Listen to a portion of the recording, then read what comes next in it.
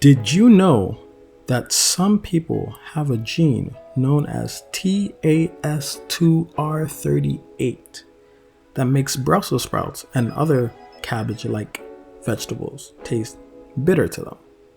The only known remedy is to drink a quarter cup of water with lemon every day while being subscribed to One Plate Gourmet for regular weekly content and the best ingredient recipes.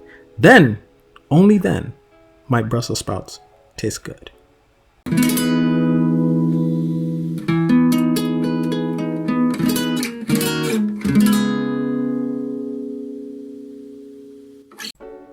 Welcome back everybody to another episode of One Plate Gourmet.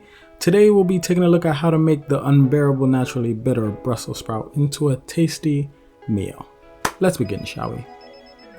Some honey, some garlic, some mayo, some vinegar, trust me there's vinegar in there, some soy sauce, some mustard, some nutmeg, some cayenne pepper, sorry I can't say some again, some butter, I did it, salt, pepper, potatoes, about 4 of them, and our Brussels sprouts, about 10.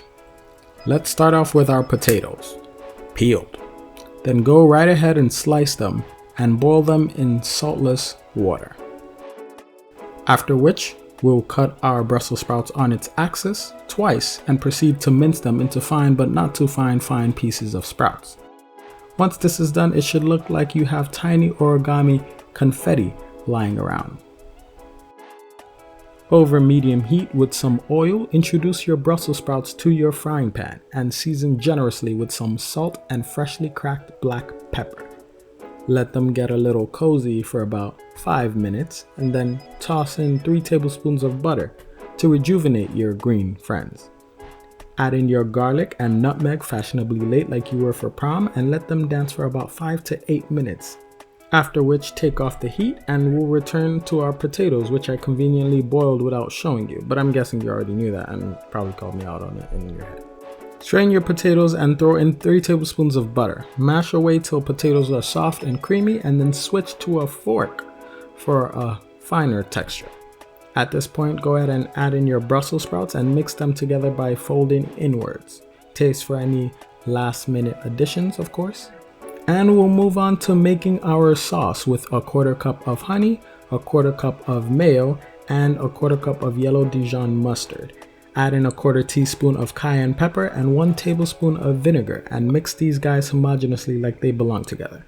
And what do you know? It's just like honey mustard. Once you get a consistency looking like this, go ahead and divide your sauce into 2 parts. To one of those parts, you're going to add a quarter cup of soy sauce and mix it together vigorously.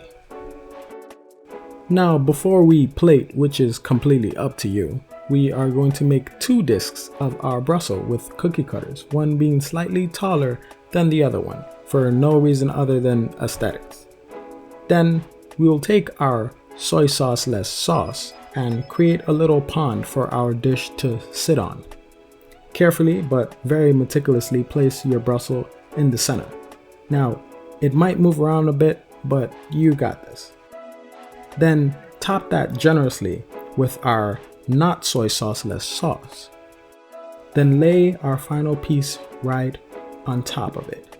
As with our bottom, it might move, so just hold it in place long enough to show your friends your artistic abilities. Ladies and gentlemen, there you have it. Don't forget to like, comment, and subscribe as usual. If you want to see the trailer for this episode, click up there. If you want more, go ahead and click down there. And as always, thanks for watching.